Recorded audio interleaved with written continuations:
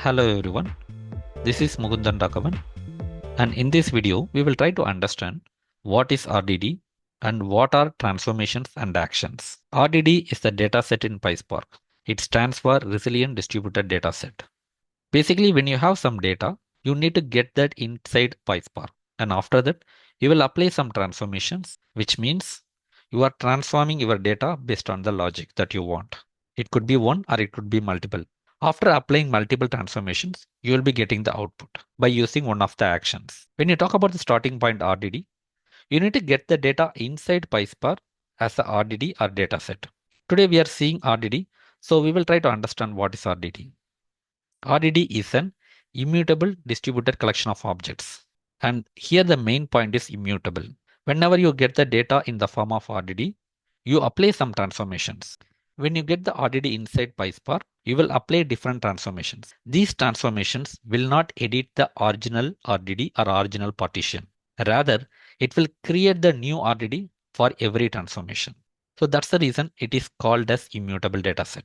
And also, this RDD will be shared across the different cluster for parallel processing so that whenever there is a node failure, you can recompute these partitions because it's fault tolerant. Now we have seen brief about RDD. Now how do we create RDD? There are two ways, spark context.parallelize or spark context.text file. Before going there, we need to understand how to create the spark context. In previous videos, we have seen spark session, spark context, and so on. However, I am just trying to recollect since we are executing every code in local, which means that JVM, Python, cluster manager, everything runs in local. So for that, for example, we need to set up some system variables. For example, PySpark Python, PySpark driver Python, and PySpark connect mode to avoid the PySpark connect. After setting up these variables, we need to run the Spark session. Basically, you will start the Spark session. After creating the Spark session, you will be creating the Spark context. It's simple spark.spark context. Once we have the Spark context, either we can use the spark context.parallelize or text file. This is a simple syntax. How do you create the data from the text file? However, in this video, we are trying to understand with simple examples. So we can directly use the parallelize and we can give the list. Now let's try to understand basic transformations. Transformations are operations that will apply some logic and transform your data into the new RDD. And these are lazy operations, which means you may apply different transformation over the data, but it will not be executed until you call the action. Action is something like require results. For example, you will have the collect method. You may apply the different transformations and you will apply the collect method. So when you call the collect method, then only every transformation will be executed. Until then, nothing will be executed so that you will have the more performance boost. Some of the basic transformations are map. Basically, when you are coming from the Python background, map is a simple function. Basically, over iterable, you will map one function. This function will be executed each and every item inside your iterable. For example, here we are creating the RDD by using the spark context.parallelize and we are giving the simple list. Now over the iterable or let's say over the RDD, numbers are RDD. So numbers.map and I'm providing one function. The function is simple lambda function which will multiply the number by itself. Now this function will be mapped to each and every item inside your list. Basically, you will get the output as squared values of each and every item. And next is filter. Filter is one of the, again, another transformation.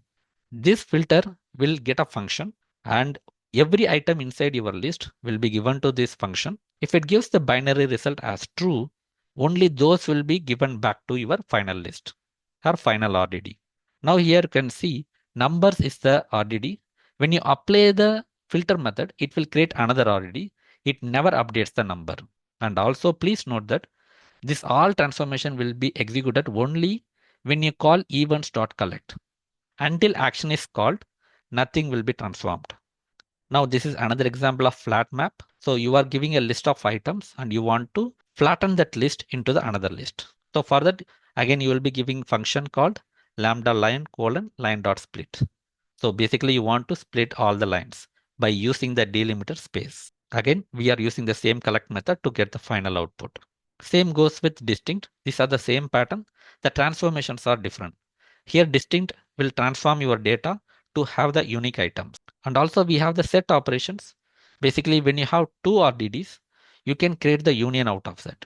And again, basic principles still hold true, which means that whatever the transformation you apply, it will create the new RDD.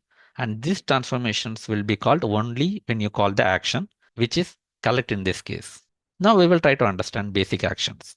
Already you have seen the one of the action, which is collect.